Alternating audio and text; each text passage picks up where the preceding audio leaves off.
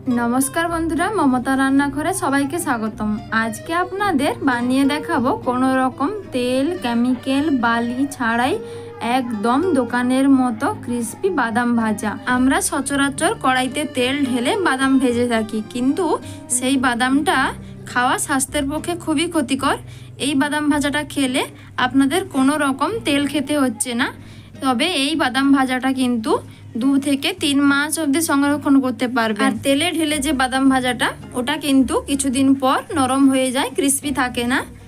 এইভাবে বাদাম ভাজলে বাদামের গায়ে কোনো রকম কালো দাগ পোড়া দাগ একটুও লাগবে না। একদম দোকানের মতো চকচকে বাদাম ভাজা বানিয়ে নিতে পারবেন। চলুন পুরো ভিডিওটা স্কিপ না করে দেখতে থাকুন, তবে বাড়িতেই বানিয়ে ফেলতে পারবেন।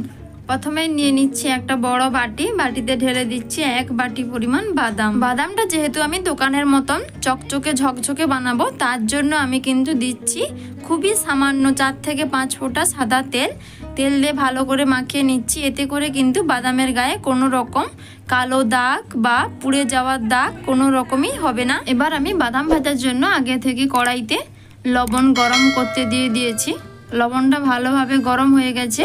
লবণটাকে প্রথমে ভালোভাবে গরম করে নিয়ে মিডিয়ামে রেখেই বাদামগুলি প্রায় 2-3 মিনিট ধরে ভেজে নিতে হবে। দিয়ে দিলাম প্রথম অল্প করে 2 মুঠোর মতন বাদাম। এরপর অনবরত নাড়াচাড়া করতে থাকুন। নাড়াচাড়া করার পর দেখতেই পাবেন যে বাদামের খোলাগুলো ফেটে ফেটে যাচ্ছে। তখনই বুঝতে হবে যে বাদামটা ভাজা হয়ে এসছে। যখনই সব খোলাগুলো ফেটে যাবে তখনই ভাবতে হবে যে বাদামটা হয়ে গেছে। দেখুন আমার বাদামের কিন্তু সব গাগুলো ফেটে গেছে। এবার তুলে নিচ্ছি সব বাদামগুলো। বাকি বাদামগুলো সব একসাথে দিয়ে আমি ভেজে নিচ্ছি। সব একসাথে দিয়ে অনবরত নাড়াচাড়া করতে থাকুন। দেখবেন বাদামগুলো আবারও 2-3 মিনিট নাড়াচাড়ার পর ফেটে ফেটে যাবে খোলাগুলো। অবশ্যই কিন্তু আঁচটা মিডিয়ামে রেখে নাড়াচাড়া করবেন, তা না হলে কিন্তু বাদাম ভাজাটা ঠিকঠাক হবে না। দেখুন প্রায় 2-3 মিনিট হয়ে গেছে। বাদাম ভাজাগুলো খোলাগুলো ফেটে ফেটে গেছে। এবার আমি এই বাদাম ভাজাগুলো তুলে নিচ্ছি।